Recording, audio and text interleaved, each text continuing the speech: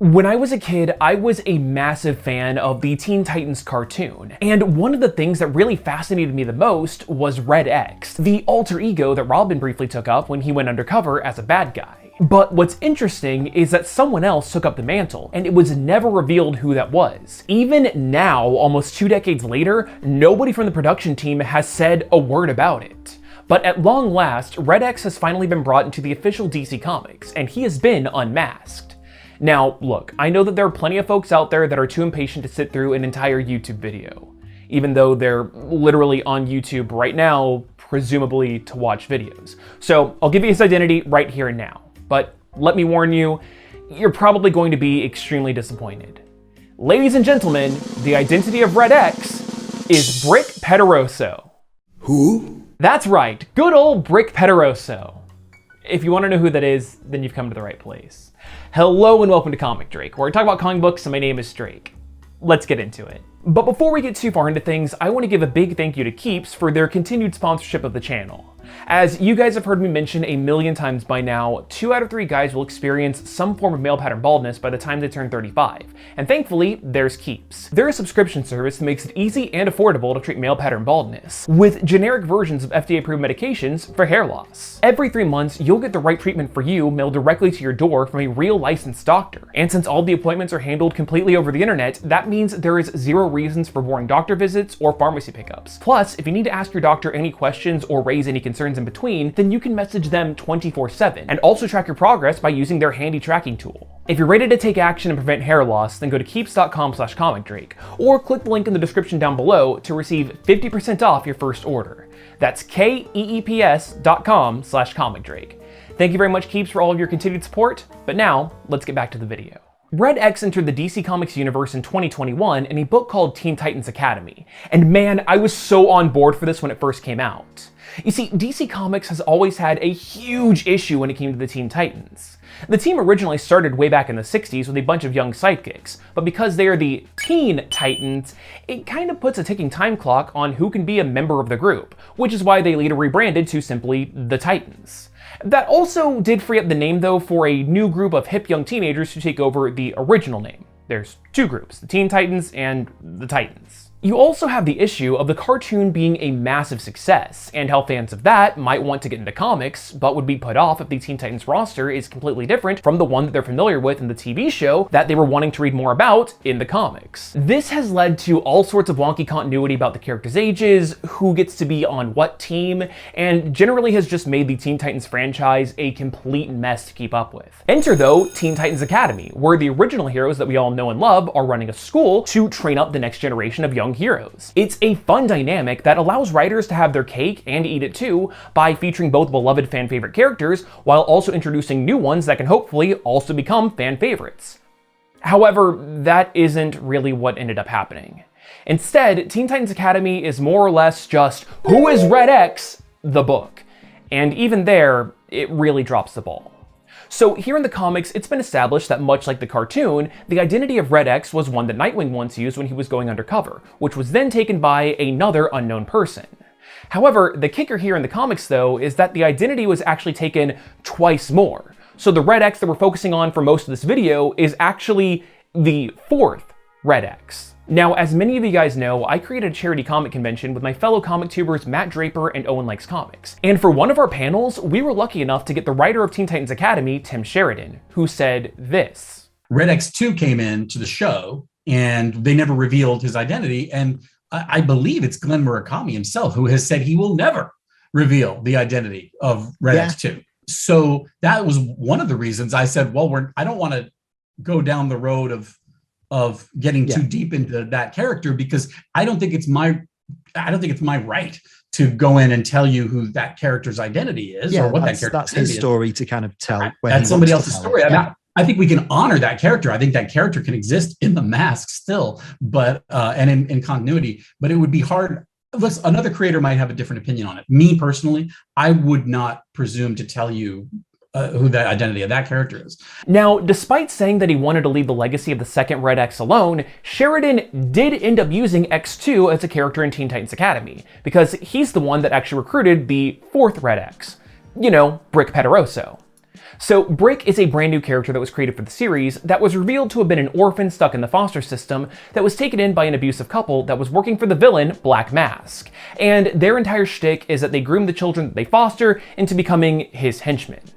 This is more or less the exact same origin as Jason Todd, the second Robin who would eventually grow up to become the anti-hero Red Hood.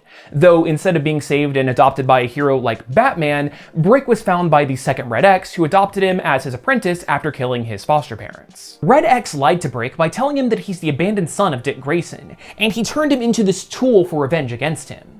X also taught him that by molding Dick into Robin, Batman was just as bad as his foster parents, that all of these people were monsters that were turning innocent children into their pawns, even though this is literally what X was doing to Brick right then and there. So at this point you're probably thinking, okay, that's good I guess, but Brick? Really? That's a stupid name. Well, you see, he developed the metahuman power to control electromagnetism. So yes, he is literally a walking EMP that lets him brick electronic devices, and the book explicitly calls this out. Anyway, when the Teen Titans Academy eventually opened up, Red X had Brick enroll, assuring him that the school was doing the most evil thing imaginable, turning children into weapons. When he got inside of the academy, Brick assumed the Red X identity for himself, and uses it to terrorize the school, sowing doubt and dissent within its students in hopes that they would drop out. And let me just say, Brick is super suspicious right off the bat, by one, looking noticeably uncomfortable anytime that he's around Nightwing, and also being the only student to not attend his birthday party in the first issue.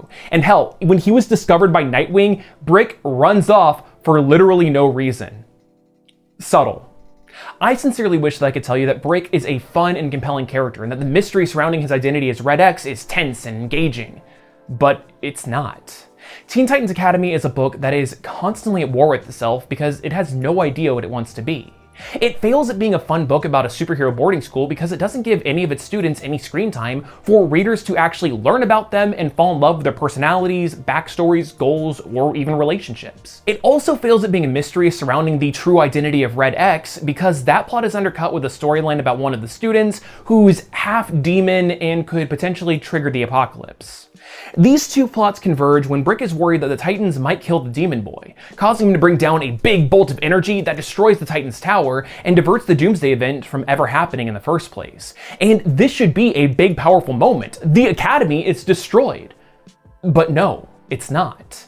The demon plot is so half-baked that even though the fate of the entire world is potentially on the line, there's not enough personal stakes or investment within the characters for readers to care at all, especially since we know that everything is going to be okay.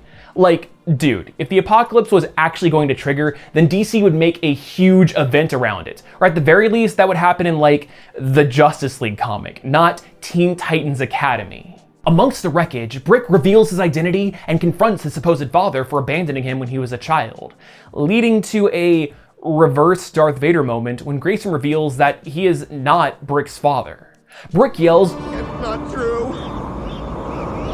That's impossible!" But then Red X2 pops up and exclaims, "Search your feelings, you know it to be true." And then Red X stabs his apprentice for failing. Basically, this was Brick's entire purpose, to be a fallen pupil that Nightwing failed, who then dies in his arms. Red X then teleports away, and yeah, that's it. Look, this entire book is incredibly disappointing. I am a fan of Sheridan's writing. I loved the concept of Teen Titans Academy, and I think the idea and character of Red X is a legitimately great addition to both the Nightwing and Teen Titans mythos. But this entire series was just a bunch of missed opportunities. For as much as this book is supposed to be about the Teen Titans Academy, the school is barely ever featured. Like, when you hear that a story is set at a boarding school, what kind of vibe are you expecting? Because for me personally, I expect young protagonists that deal with coming-of-age stuff, the emotional ups and downs of heartwarming moments and drama that focus on the interpersonal relationships of its characters. I straight up do not remember even half of these kids' names, and I reread this book today when writing the video. They're not protagonists, they are background characters in their own story. The reveal of Brick as Red X doesn't land at all because we as the readers don't actually get to know anything about him or the other students on a personal level. Because Sheridan wanted to tell this big apocalyptic story, it's the older Titans that are the ones that are given the majority of the screen time, and that defeats the entire purpose of it even being a school setting in the first place. And it's not like I'm saying don't tell that world-ending story, but it was too much, too fast. If the book was smaller scale and focused on actually developing its students into real characters, then ramping up the comic's threat to something that grandiose might feel a bit more natural and earned. I find myself constantly comparing this comic to a highly overlooked series called Gotham Academy. It's your pretty standard boarding school antics of a ragtag team of kids that are trying to learn about the secrets of their school and Gotham City as a whole. It is by no means a superhero story at all, but it still manages to tell these compelling tales with a grand overarching mystery in a similar vein to Gravity Falls. But by taking the time to focus on setting up its characters, their relationships, and the setting of the book, Gotham Academy tells a much more satisfying narrative than its Teen Titans counterpart. I might do a dedicated video about Gotham Academy sometime in the future because I adore this charming little series. But if anything I said or showed looks like it might be up your alley, then you honestly owe it to yourself to pick it up because, yeah, you're probably going to love it. Anyway, Teen Titans Academy is about a superhero school, and that is a concept that has been proven to work. You can literally just do the X-Men or My Hero Academia. It's not hard. As for the mystery about Red X, that could have been a great Teen Titans storyline if allowed to just be itself, and it could have been right up there with the Judas Contract as one of the best books for the team ever written, but it just did not work while simultaneously trying to tell a boarding school plot. Don't half-ass two things, whole-ass one thing.